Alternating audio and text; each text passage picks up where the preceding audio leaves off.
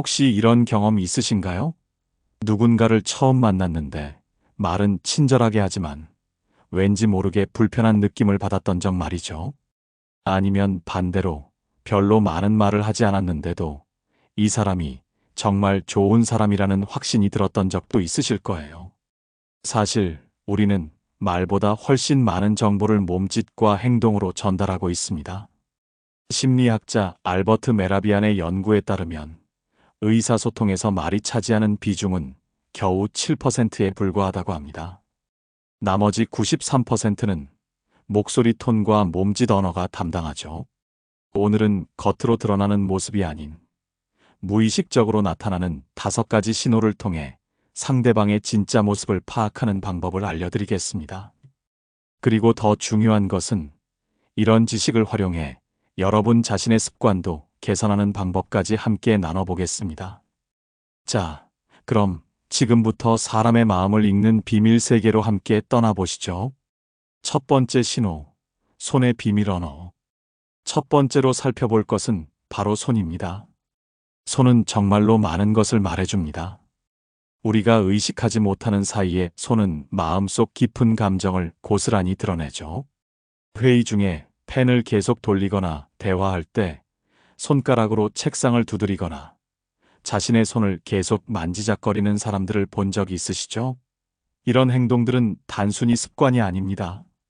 이는 내적 긴장감이나 불안감의 표현이에요. 특히 주먹을 자주 쥐었다 폈다 하는 사람은 스트레스를 많이 받고 있거나 현재 상황에 대해 통제력을 잃었다고 느끼고 있을 가능성이 높습니다. 이런 사람들과 대화할 때는 좀 더 차분하고 안정감을 주는 톤으로 접근하는 것이 좋아요. 반대로 대화할 때 손바닥을 자연스럽게 상대방에게 보여주며 말하는 사람들이 있습니다. 이는 정말 좋은 신호예요. 진화 심리학적으로 볼 때 손바닥을 보여주는 것은 나는 무기를 숨기고 있지 않다는 무의식적인 신호입니다. 즉, 이런 사람들은 개방적이고 정직한 성향을 가지고 있어요. 정치인들의 연설을 보면 종종 손바닥을 관중에게 보여주며 말하는 것을 볼 수 있는데 이는 신뢰감을 주기 위한 의도적인 제스처이기도 합니다. 대화 중에 코를 만지거나 입 주변을 만지거나 턱을 괴는 행동도 주목해야 할 포인트입니다. 코를 자주 만지는 사람은 무언가를 숨기고 있거나 거짓말을 하고 있을 가능성이 있어요.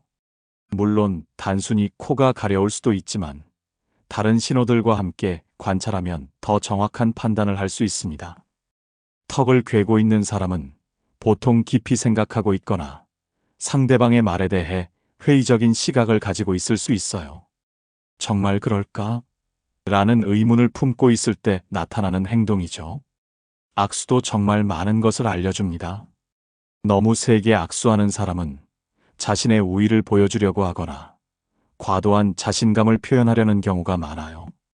반대로 너무 약하게 악수하는 사람은 자신감이 부족하거나 소극적인 성격일 가능성이 있습니다. 가장 이상적인 악수는 적당한 힘으로 2~3초 정도 지속되는 악수예요.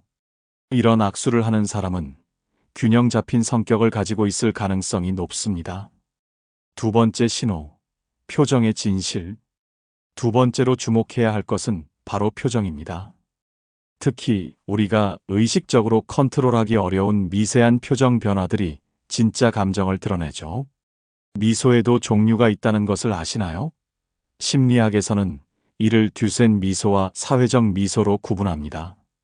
듀센 미소, 즉 진짜 미소는 입꼬리뿐만 아니라 눈가 근육까지 움직여서 눈가에 주름이 생깁니다. 이는 진정한 기쁨이나 즐거움에서 나오는 자연스러운 반응이에요. 반면 사회적 미소, 즉 의도적인 미소는 주로 입꼬리만 올라가고 눈은 웃지 않습니다. 상대방이 진짜로 기뻐하는지 아니면 단순히 예의상 웃고 있는지 구분할 수 있다면 인간관계에서 큰 도움이 될 거예요. 만약 상대방이 계속 사회적 미소만 보인다면 아직 마음의 문을 완전히 열지 않았다는 신호일 수 있습니다. 눈썹도 정말 많은 것을 표현합니다. 무의식적으로 눈썹이 올라가는 것은 놀라움이나 의심의 표현이에요. 만약 여러분이 무언가를 설명하는 중에 상대방의 눈썹이 순간적으로 올라간다면 그들이 여러분의 말에 대해 의문을 품고 있을 가능성이 있습니다. 눈썹을 찌푸리는 것은 집중하고 있거나 이해하려고 노력하고 있다는 신호일 수도 있어요. 하지만 지속적으로 눈썹을 찌푸리고 있다면 스트레스를 받고 있거나 불편함을 느끼고 있을 수 있습니다. 입술도 무의식적으로 많은 감정을 드러냅니다. 입술을 깨무는 행동은 스트레스나 불안감의 신호예요.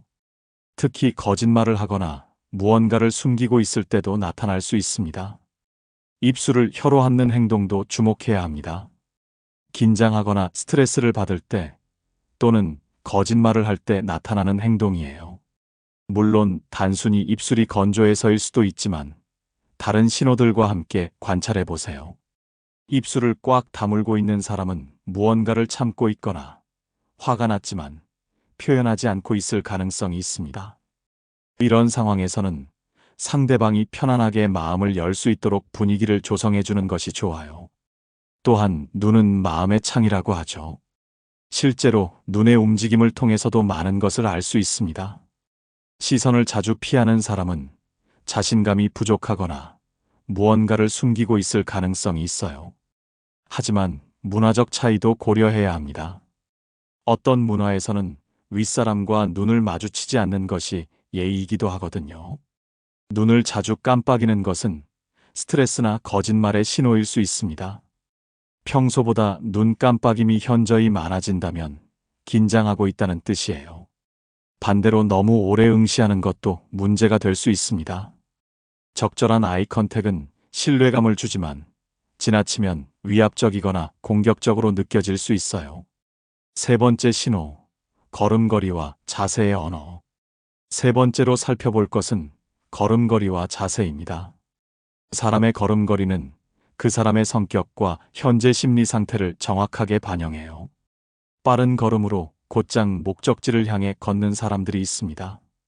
이런 사람들은 보통 적극적이고 목표 지향적인 성격을 가지고 있어요. 시간을 소중히 여기고 효율성을 추구하는 성향이 강합니다. 하지만 때때로 이런 걸음걸이는 스트레스나 조급함에서 나올 수도 있어요. 만약 평소보다 걸음이 현저히 빨라진 사람이 있다면 그들이 무언가에 대해 압박감을 느끼고 있을 수 있습니다. 반대로 천천히 여유롭게 걷는 사람들도 있습니다. 이런 사람들은 보통 차분하고 신중한 성격을 가지고 있어요. 결정을 내릴 때도 충분히 생각하고 행동하는 타입이죠. 하지만 걸음이 너무 느려진다면 우울감이나 무기력함의 신호일 수도 있습니다. 평소 활동적이던 사람이 갑자기 걸음이 느려진다면 주의 깊게 살펴볼 필요가 있어요.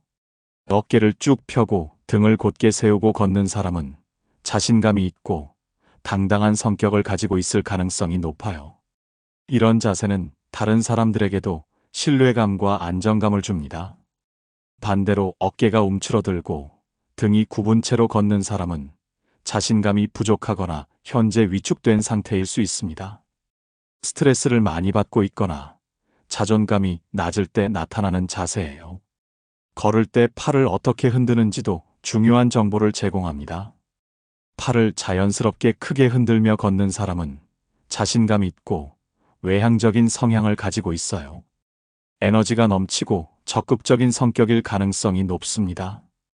팔을 몸에 바짝 붙이고 걷거나 주머니에 넣고 걷는 사람은 내향적이거나 현재 방어적인 심리 상태일 수 있어요. 새로운 환경이나 낯선 사람들 앞에서 이런 자세를 취하는 경우가 많습니다.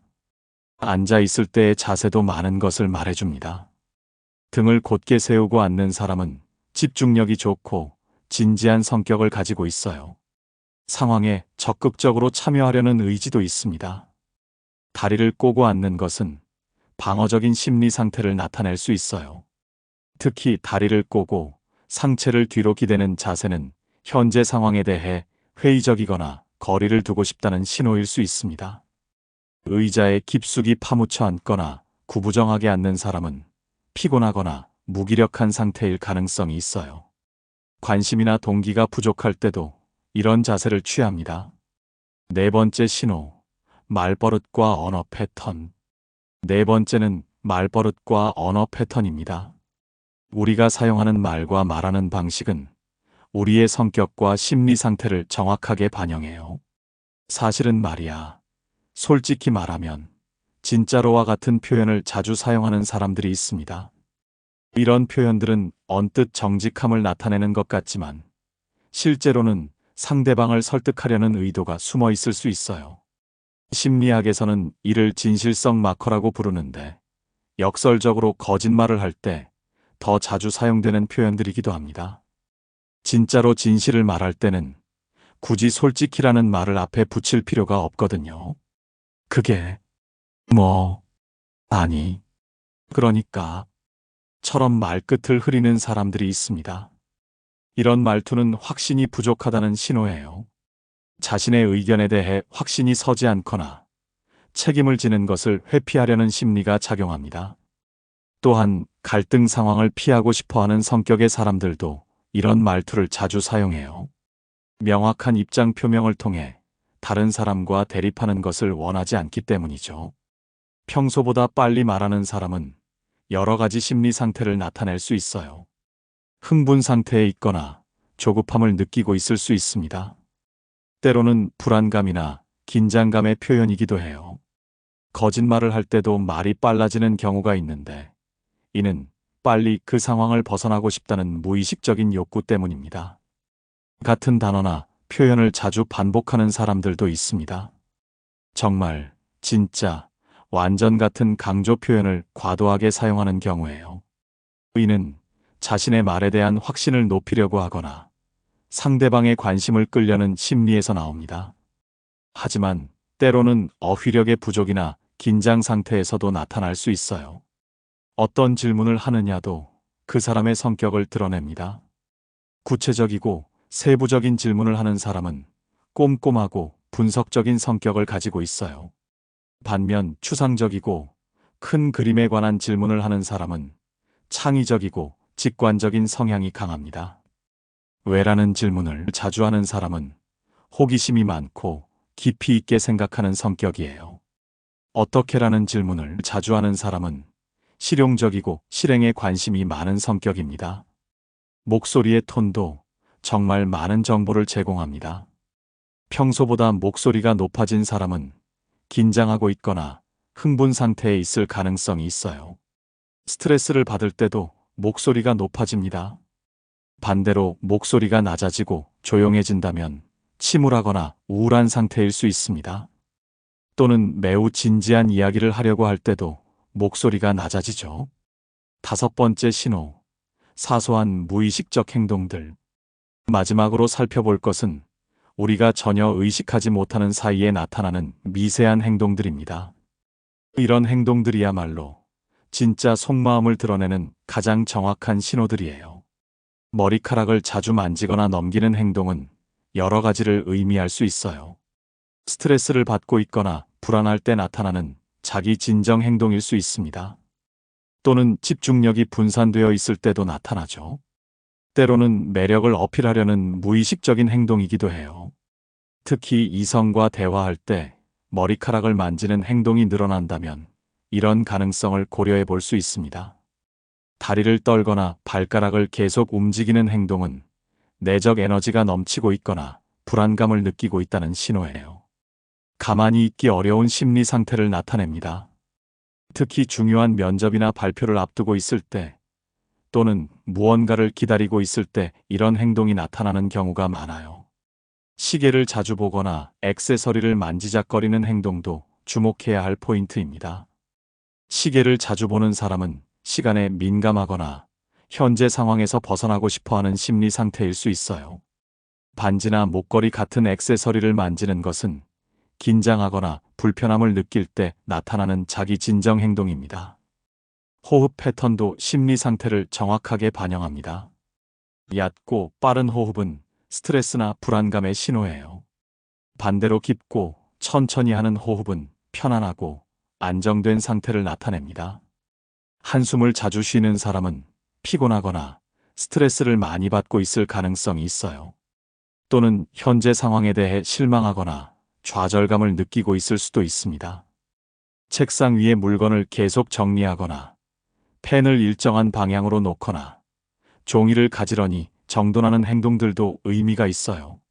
이런 행동은 통제감을 느끼고 싶어 하거나 완벽주의적 성향을 나타낼 수 있습니다. 스트레스를 받을 때도 이런 행동이 늘어나는데 주변 환경을 정리함으로써 심리적 안정감을 얻으려고 하는 거예요. 이제 다른 사람의 신호를 읽는 방법을 배웠으니 더 중요한 것은 자신의 무의식적 행동을 개선하는 것입니다. 여러분이 원하는 모습으로 다른 사람들에게 인식되려면 어떻게 해야 할까요? 먼저 자신을 객관적으로 관찰하는 것이 중요해요. 거울 앞에서 평소 자신의 표정과 제스처를 확인해 보세요. 스마트폰으로 자신이 말하는 모습을 녹화해서 보는 것도 정말 유용합니다. 처음엔 어색하고 이상할 수 있지만 자신이 무의식적으로 어떤 행동을 하는지 알아야 개선할 수 있어요. 예를 들어 말할 때 눈을 자주 깜빡이는 습관이 있다든지 손을 계속 만지작거리는 버릇이 있다든지 하는 것들을 발견할 수 있습니다. 그리고 가족이나 친한 친구에게 솔직한 피드백을 요청해 보세요. 내가 말할 때 어떤 버릇이나 습관이 눈에 띄는지 알려줘라고 물어보는 거예요. 다른 사람의 시각에서 보면 자신이 못 보던 부분을 발견할 수 있습니다. 일단 자신의 문제점을 파악했다면 의식적으로 연습해야 해요. 예를 들어 손을 자주 만지작거리는 습관이 있다면 대화할 때 의도적으로 손을 무릎 위에 가만히 두거나 책상 위에 자연스럽게 놓는 연습을 하는 거죠. 진정한 미소를 연습하는 것도 중요해요. 거울 앞에서 눈과 근육까지 사용하는 자연스러운 미소를 만들어 보세요. 처음엔 어색할 수 있지만 계속 연습하면 자연스럽게 몸에 익습니다.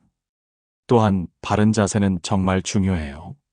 어깨를 펴고 등을 곧게 세우고 턱을 살짝 들어 당당한 자세를 만드세요. 이런 자세는 다른 사람들에게 자신감 있고 믿을 만한 인상을 줄 뿐만 아니라 실제로 자신감도 높여줍니다. 걸을 때도 목적 의식 있게 하지만 너무 급하지 않게 걸으세요. 팔을 자연스럽게 흔들며 걷는 것도 건강하고 에너지 넘치는 인상을 줍니다. 많은 부정적인 무의식적 행동들이 스트레스에서 비롯됩니다. 따라서 근본적인 스트레스 관리가 중요해요. 명상이나 깊은 호흡 연습을 통해 마음의 평정을 유지하세요.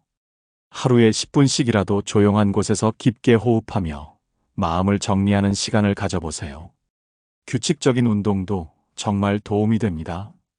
운동은 스트레스 호르몬을 줄이고 엔돌핀을 분비시켜서 전반적인 컨디션을 개선해 줍니다.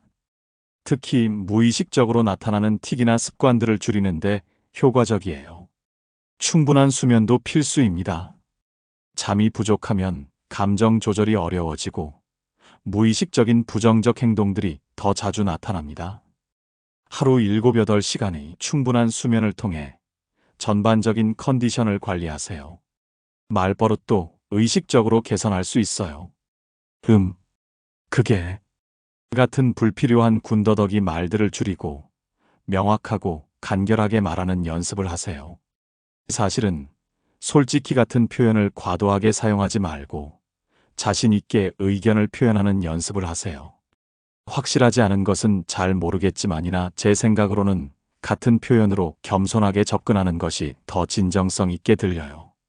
무의식적 행동의 많은 부분이 감정에서 비롯되므로 감정을 잘 조절하는 것이 중요해요. 화가 나거나 스트레스를 받을 때 즉각적으로 반응하지 말고 잠깐 시간을 가지고 심호흡을 하세요. 지금 내가 어떤 감정을 느끼고 있지? 라고 자문해 보는 것도 좋은 방법입니다. 감정을 인식하는 것만으로도 감정에 휘둘리지 않고 더 현명하게 대처할 수 있어요. 이론을 배우는 것도 중요하지만 실제로 적용할 수 있어야 의미가 있겠죠? 일상생활에서 어떻게 이런 지식들을 활용할 수 있는지 구체적으로 알려드릴게요. 먼저 직장에서 회의 시간에 동료들의 무의식적 행동을 관찰해 보세요. 누가 진짜로 여러분의 아이디어에 관심을 보이는지, 누가 반대 의견을 가지고 있는지 파악할 수 있어요. 예를 들어, 여러분이 발표하는 동안 고개를 끄덕이면서도 팔짱을 끼고 있는 사람이 있다면 겉으로는 동의하는 것 같지만 실제로는 회의적인 마음을 가지고 있을 수 있습니다. 상사와 대화할 때도 마찬가지예요. 상사가 시계를 자주 보거나 펜을 계속 돌린다면 바쁘거나 다른 일에 신경이 쓰인다는 신호일 수 있어요. 이때는 요점을 간결하게 말하고 빨리 마무리하는 것이 좋습니다. 연애에서도 이런 지식이 정말 유용해요. 상대방이 진짜로 여러분에게 관심이 있는지 아니면 단순히 예의상 만나고 있는지 파악할 수 있거든요. 진짜 관심이 있는 사람은 대화할 때 몸을 여러분 쪽으로 기울이고 진정한 미소를 보이며 자연스러운 아이 컨택을 유지합니다. 반대로 관심이 없는 사람은 몸을 뒤로 기대거나 다른 곳을 자주 쳐다봅니다. 친구 관계에서도 마찬가지예요. 친구가 고민이 있을 때 직접적으로 말하지 않더라도 표정이나 자세, 말투의 변화를 통해 알아챌 수 있어요. 이때 적절한 관심과 배려를 보여주면 더 깊은 우정을 쌓을 수 있습니다. 면접에서는 자신의 무의식적 행동을 잘 관리하는 것이 정말 중요해요. 긴장해서 손을 계속 만지작거리거나 다리를 떨거나 말을 더듬는다면 좋은 인상을 주기 어렵겠죠. 면접 전에 충분히 연습하고 당당한 자세와 자연스러운 미소를 준비하세요. 면접관의 반응도 관찰해 보세요. 관심 있게 듣고 있는지 아니면 이미 결정을 내린 상태인지 어느 정도 파악할 수 있어요. 중요한 비즈니스 미팅에서도 마찬가지입니다. 상대방이 여러분의 제안에 진짜로 관심을 보이는지 아니면 형식적으로 듣고 있는지 파악하여 전략을 조정할 수 있어요. 하지만 이런 신호들을 해석할 때 주의해야 할 점들도 있어요. 문화적 배경이 다른 사람들과 만날 때는 특히 조심해야 합니다. 예를 들어 서양 문화에서는 직접적인 아이 컨택이 정직함과 자신감의 표현이지만 일부 아시아 문화에서는 윗사람과 눈을 마주치는 것이 무례할 수 있어요. 손짓도 문화에 따라 다르게 해석될 수 있습니다. 어떤 문화에서는 괜찮은 제스처가 다른 문화에서는 공격적이거나 모욕적으로 받아들여질 수 있거든요. 따라서 다양한 문화적 배경을 가진 사람들과 만날 때는 성급한 판단보다는 충분한 관찰과 이해가 필요해요. 그리고 모든 사람이 같은 패턴을 보이는 것은 아닙니다. 어떤 사람들은 천성적으로 다리를 떨거나 손을 많이 움직이는 성향을 가지고 있어요. 이런 경우 스트레스나 불안의 신호가 아니라 그냥 개인적인 특성일 수 있습니다. 따라서 한 번의 관찰로 성급한 결론을 내리지 말고 지속적으로 관찰하여 그 사람만의 패턴을 파악하는 것이 중요해요. 같은 행동이라도 상황에 따라 다른 의미를 가질 수 있어요. 예를 들어 추운 날 팔짱을 끼는 것은 방어적인 심리가 아니라 단순히 추위 때문일 수 있거든요. 따라서 주변 상황과 맥락을 함께 고려해서 해석하는 것이 중요합니다. 이런 지식을 가지게 되면 어떻게 사용하느냐도 중요한 문제예요. 다른 사람을 조작하거나 이용하려는 목적으로 사용해서는 안 됩니다. 이런 지식의 진짜 목적은 다른 사람을 더 잘 이해하고 더 나은 관계를 만들어가는 것이어야 해요. 상대방이 불편해하고 있다면 그들을 편안하게 해주려고 노력하고 도움이 필요해 보인다면 적절한 지원을 제공하는 거죠. 무엇보다 중요한 것은 자신을 개선하는 데 이런 지식을 활용하는 것입니다. 다른 사람을 판단하기보다는 자신이 어떤 모습으로 비춰지고 있는지 점검하고 개선하는 데 더 많은 노력을 기울이세요. 이런 내용들이 단순한 추측이 아니라 실제 과학적 연구의 바탕을 두고 있다는 점도 말씀드리고 싶어요. 폴 에크만의 표정 연구, 조 나바로의 FBI 행동 분석, 에이미 커디의 파워 포즈 연구 등 많은 심리학자들이 수십 년간 연구해온 결과들입니다. 특히 거울 뉴런의 발견으로 인해 우리가 다른 사람의 행동을 무의식적으로 모방하고 감정을 공유한다는 것이 과학적으로 증명되었어요. 하지만 이런 지식들에도 한계가 있다는 점을 인정해야 해요. 100% 정확한 것은 아니며 개인차와 상황적 요소들이 크게 작용합니다. 따라서 이런 지식을 참고 자료로 활용하되 맹신하지는 말아야 해요. 가장 중요한 것은 여전히 직접적인 소통과 대화입니다. 마지막으로 오늘 배운 내용을 실제로 적용해 볼 수 있는 방법들을 제안해 드릴게요. 첫 번째, 자신을 관찰하는 것에 집중하세요. 거울 앞에서 평소 자신의 표정을 확인하고 가족이나 친구와 대화할 때 자신의 손 움직임이나 자세를 의식해 보세요. 두 번째, 다른 사람들을 관찰해 보세요. 직장에서, 카페에서, 지하철에서 사람들의 무의식적 행동들을 유심히 지켜보세요. 단, 판단하려고 하지 말고 그냥 관찰만 하세요. 세 번째, 자신이 개선하고 싶은 부분을 선택해서 의식적으로 연습해 보세요. 바른 자세 유지하기, 진정한 미소 짓기, 명확한 말하기 등 하나씩 집중해서 실천해 보세요. 네 번째, 배운 모든 것을 종합해서 실제 상황에 적용해 보세요. 중요한 미팅이나 만남에서 이런 지식들을 활용해 보고 결과를 관찰해 보세요. 오늘 우리는 정말 흥미로운 여행을 함께 했습니다. 사람의 마음을 읽는 5가지 무의식적 신호들을 배웠고, 더 나아가 자신을 개선하는 방법까지 알아봤어요. 손의 움직임에서 드러나는 내면의 긴장감, 표정에 숨겨진 진정한 감정, 걸음걸이가 말해주는 성격, 말버릇 속에 담긴 심리 상태, 그리고 사소한 행동들이 전하는 무의식의 메시지들까지. 이 모든 것들은 우리가 더 나은 인간관계를 만들고 더 효과적으로 소통하며 무엇보다 자신을 더 잘 이해하고 개선하는 데 도움이 될 거예요. 기억하세요. 이런 지식의 진짜 가치는 다른 사람을 판단하거나 조작하는 데 있는 것이 아니라 서로를 더 잘 이해하고 존중하며 자신을 지속적으로 발전시키는 데 있습니다. 여러분도 오늘부터 자신의 무의식적 행동들을 의식해 보세요. 거울 앞에서 자신의 모습을 관찰하고 다른 사람과 대화할 때 자신의 손과 표정, 자세를 체크해 보세요. 작은 변화들이 모여서 큰 변화를 만들어낼 거예요. 그리고 다른 사람들과 만날 때도 오늘 배운 내용들을 떠올려 보세요. 상대방이 불편해하고 있다면 편안하게 해주고, 긴장하고 있다면 안심시켜주고, 관심을 보이고 있다면 적절하게 호응해 주세요. 마지막으로 이 모든 것들이 완벽하지 않다는 점도 기억하세요. 사람은 복잡한 존재이고 때로는 예상치 못한 반응을 보일 수 있어요. 따라서 이런 지식들을 참고 자료로 활용하되 가장 중요한 것은 여전히 진심 어린 관심과 배려, 그리고 직접적인 소통이라는 점을 잊지 마세요. 오늘 영상이 도움이 되셨다면 좋아요와 구독 버튼 눌러주시고 댓글로 여러분의 경험이나 궁금한 점들을 남겨주세요. 다음에는 더 흥미로운 주제로 찾아뵙겠습니다. 여러분 모두 오늘부터 더 매력적이고 진정성 있는 모습으로 사람들과 만나시길 바라며 영상 시청해 주셔서 정말 감사합니다.